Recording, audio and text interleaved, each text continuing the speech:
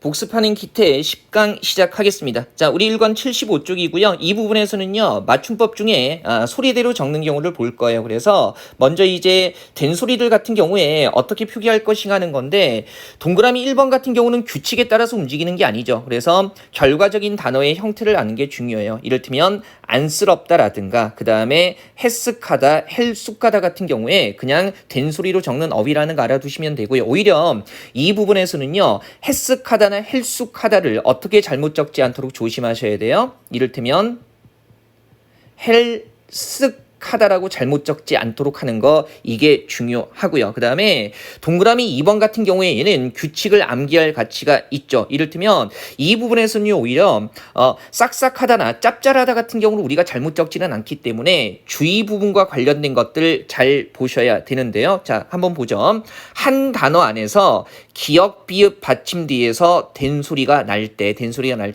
앞 음절에 같은 음절이나 비슷한 음절이 겹쳐나지 않으면 뭐로 적지 않는다? 된소리로 적지 않는다. 그죠? 자, 비슷한 음절이 겹쳐나지 않으면 뭡니까? 된소리로 적지 않는다. 않으면 적지 않는다. 부정에 부정이 연결되는 거니까 연상하는 건 굉장히 쉬울 거고요. 이런 부분에서 우리가 좀 낯선 단어로 가볍게 연습해 볼게요. 이를테면 우리 왜 국수 있잖아요.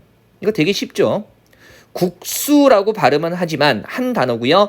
기역 받침 뒤에서 수라고 된소리가 나타나는데 앞 음절에 수라는 된소리 음절이 겹쳐나지 않기 때문에 기역 받침 뒤에 이 수를 된소리로 적지 않아요. 그래서 국수 이렇게 적게 되는 거죠. 그리고요, 이 부분과 관련해서 우리가 눈여겨봐야 되는 단어는 뚝배기 같은 단어입니다. 그죠? 이거 뚝에 백이라는 전미사가 결합한 단어가 아니고요. 다시 한번 가볍게 연습해 보면, 그죠?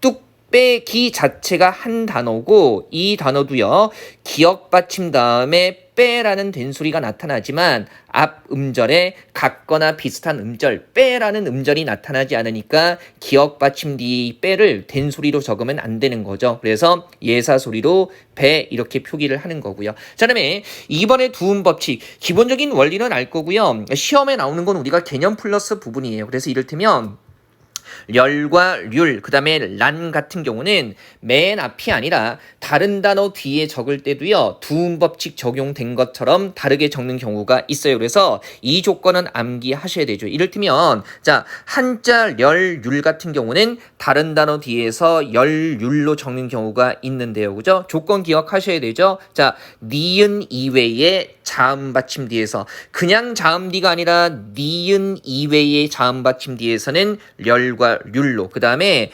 모음이나 니은 받침 뒤에서 그냥 모음 뒤가 아니고요, 모음 또는 니은 받침 뒤에서는 열과 율로 적는다는 거, 요거 기억하셔야 되죠. 그죠? 그래서 행렬, 정답률, 나열, 백분율 이런 거 보시면 되고요. 니은 놓치지 않기 위해서 우리가 생각해야 되는 게 흔히 쓰는 단어인 환율 같은 단어들 떠올릴 수 있으면 되겠습니다. 그죠? 그 다음에 칸을 의미하는 란 같은 경우는요, 그죠? 다른 단어 뒤에서 난으로 적는 경우가 있는데요. 한자 뒤에서는 리을의 란으로, 그 다음에 고유어나 외래어 뒤에서는 난으로 적게 된다라는 거, 요거 생각하시면 되는 거죠. 그 다음에 3번 범주와 관련해 가지고요, 끝소리가 리을인 말들을 적는 표기가 있는데, 우리 왜 끝소리가 리을인 말과 딴말이 어울릴 적에 리을 소리를 안 적는 경우들이 있어요. 그래서 이거 보시면 주로 이제 다음 페이지 76쪽의 개념 플러스 보시면 끝소리가 리을인 말이 합성어가 파생어가 될 때, 합성어나 파생어가 될 때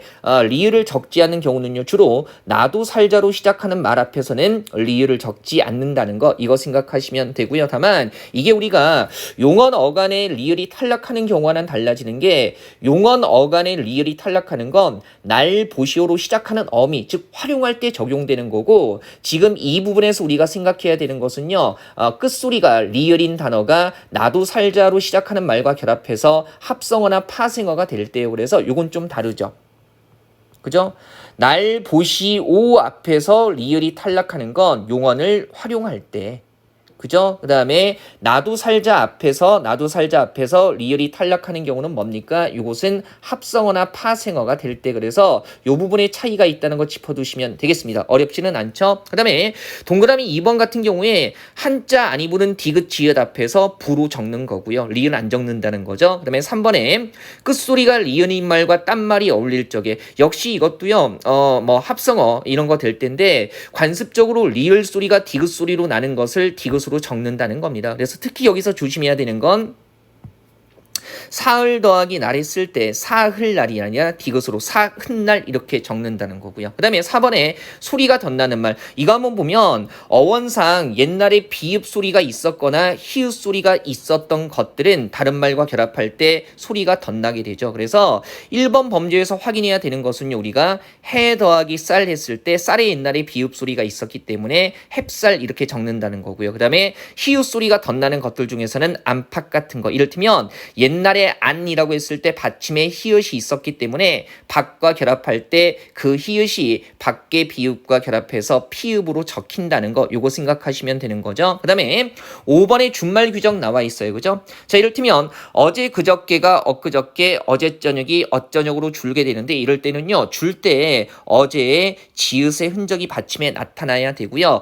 2번 범주는 어렵지는 않았어요. 그 다음에 3번 범주 같은 경우에 어감과 어미의 모음이 결합할 때 주는 경우들이 있는데 가만히 보면 딴 거는 별로 주의할 건 없고요. 특히 이제 요런 거 이어가 그죠? 주의사항에 이어가 결합해서 줄 때 가운데 이를 앞뒤로 중복해서 줄여 쓰지 않도록 하는 것 요거 조심해야 되죠. 시험에 잘 나오는 건 사실은 조이어가 잘 나와요. 그래서 보면 앞에 조이가 결합하면 죄어 그 다음에 뒤에 이어가 그죠? 줄게 되면 조여 이렇게 나타나고요. 이를 중복해서 죄여로 줄여 쓰지 않는다는 거 이게 중요한 겁니다. 그죠? 확인하시고요.